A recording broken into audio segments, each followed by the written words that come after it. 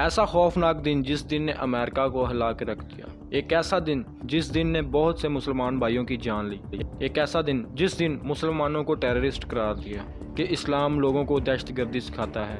एक ऐसा दिन जिसके बाद इस्लाम के मुखालफिन इस्लाम की टोटल इमेज ख़राब करने की कोशिश में लग गए और इस्लाम को टेररिस्ट रिलीजन करार दे दिया गया। इस दिन ऐसा क्या हुआ कि यूरोप कंट्रीज़ के लोग मुसलमानों से खौफ खाने लगे और इन्हें दहशतगर्द समझने लगे। मैं ये सारी बातें कवर करूंगा इस वीडियो में। Today, our fellow citizens, our way of life, our very freedom came under attack in a series of deliberate 11 सितंबर की सुबह का वक़्त था जब अमेरिका के बोस्टन के इंटरनेशनल एयरपोर्ट से एक फ़्लाइट टेक ऑफ करती है। इस फ्लाइट की डेस्टिनेशन है लॉस एंजल्स। इस प्लेन में 92 मुसाफिर हैं, जिसमें से 11 मुलाजिम और 81 मुसाफिर थे। फ्लाइट टेक ऑफ होने के 15 मिनट बाद पता चलता है कि इन 81 पैसेंजर में से 5 हाई जैकर्स हैं। ये हाई जैकर्स प्लेन को हाई जैक कर लेते हैं और इन 5 हाई जैकर्स में से एक है मोहम्मद अता, जो ट्रेंड है एज अ पायलट। ये एक मिस्र का शहरी था जिसकी उम्र थी 33 साल। ये प्लेन का कंट्रोल छीनता है और प्लेन को कंट्रोल करके इसका रुख तब्दील कर देता है और इसका रुख कर देता है वर्ल्ड ट्रेड सेंटर की तरफ। ये वर्ल्ड ट्रेड सेंटर की 2 बिल्डिंग्स हिस्टोरिकल हुआ करती थी। ये उस दौर में सबसे ऊंची बिल्डिंग थी। ये न्यूयॉर्क की शान थी, जैसे आज बुर्ज खलीफा दुबई की शान है। ये प्लेन हाईजैकर न्यूयॉर्क के नॉर्थ टावर में ले जाकर क्रैश कर देते हैं। उस वक्त का prime minister of America George Bush एक स्कूल विजिट पे जा रहा होता है। जब उसे इस इंसिडेंट के बारे में पता चलता है तो वो सोचता है कि शायद पायलट को हार्ट अटैक आया होगा, जिस वजह से प्लेन क्रैश हो गया, और वो अपने काम में मसरूफ़ हो जाता है। इसके 17 मिनट बाद फिर से एक फ़्लाइट टेक ऑफ करती है, जिसे 5 हाईजैकर्स फिर से हाईजैक कर लेते हैं और इसका कंट्रोल छीन कर इसे न्यूयॉर्क की तरफ रुख कर देते हैं और वर्ल्ड ट्रेड सेंटर के साउथ टावर में क्रैश करवा देते हैं।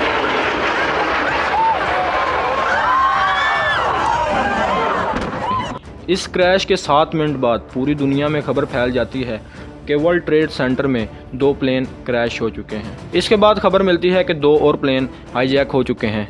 एक फ़्लाइट वॉशिंगटन से टेक ऑफ करती है जिसमें 5 हाईजैकर्स हैं। एक फ़्लाइट न्यू जर्सी से टेक ऑफ करती है जिसमें 4 हाईजैकर्स मौजूद हैं।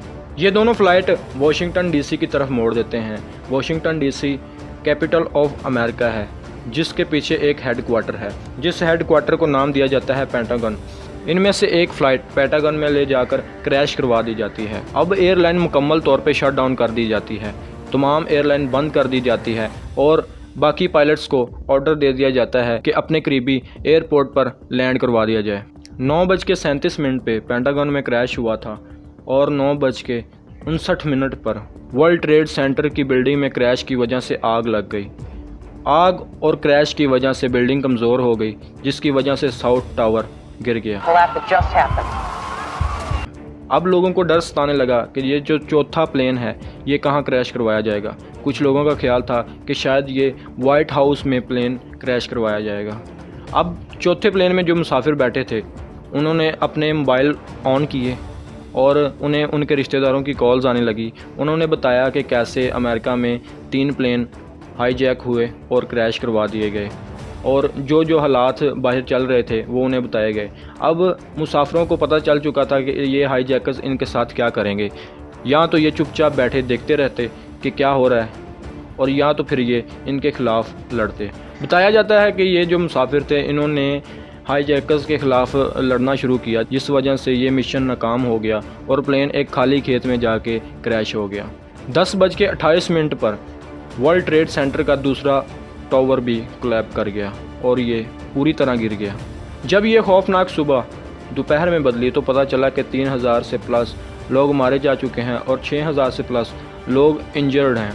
कुछ लोग वर्ल्ड ट्रेड सेंटर में मारे गए और कुछ पेंटागन में। इस हमले का अंदाज़ा लगाया जाता है कि इसके पीछे उसामा बिन लादेन हो सकते हैं और इसका ग्रुप अल-कायदा भी हो सकता है। इस हमले के कुछ दिन बाद उसामा बिन लादेन एक स्टेटमेंट देते हैं कि मैं इस हमले का रिस्पॉन्सिबल नहीं हूँ, मुझे इस हमले के बारे में कुछ पता नहीं है। उसामा बिन लादेन बताते हैं, जो तुम मुसलमानों के साथ जुल्म करते हो, इस वजह से हमने ये हमला किया। इसके बाद अमेरिका मीडिया के मुताबिक 2011 में उसामा बिन लादेन को पाकिस्तान के एबटाबाद शहर में मार दिया गया। The United States has conducted an operation that killed Osama bin Laden, the leader of Al-Qaeda. Osama bin Laden का इस हमले के पीछे मकसद ये था कि मुसलमानों पर जुल्म ना किया जाए, लेकिन 9/11 की इस हमले के बाद मुसलमानों पर मज़ीद जुल्म होने लगा। अमेरिका में रहने वाले मुसलमानों को तशद्दुद का निशाना बनाया गया और इनके घर बार सब कुछ इनसे छीन लिया गया। बहुत से सिखों को मारा गया क्योंकि गोरे इस डिफरेंस को समझ ही नहीं पाए कि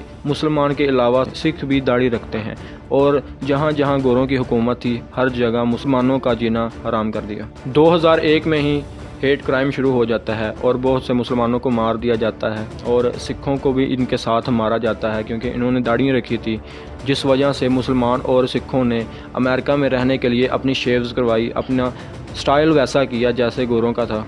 अब वो लोग जो जुल्म बर्दाश्त कर रहे थे वो अल-कायदा जैसे, जिसे हम तालिबान कहते हैं, ऐसे ग्रुप को ज्वाइन करने लगे क्योंकि वो कहते थे कि हमारा क्या कसूर था, हमने तो कुछ किया भी नहीं और हम पर जुल्म किया गया, तो हम इनसे बदला लेंगे। इस वजह से टेररिस्ट ग्रुप ज्वाइन करने लगे।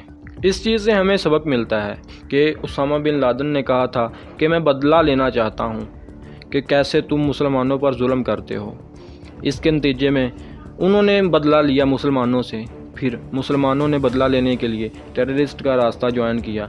ऐसे ये एक सर्कल चलता गया और बदले की आग में बहुत से मुसलमान और बहुत से मासूम लोग कत्ल हुए। 9/11 के इंसिडेंट के आज भी हम इम्पैक्ट देखते हैं कि किस तरह यूरोपियन कंट्रीज़ में मुसलमानों को देखा जाता है। आज की वीडियो में सिर्फ इतना ही। उम्मीद करता हूँ if you like this video please subscribe. अल्लाह हाफिज़।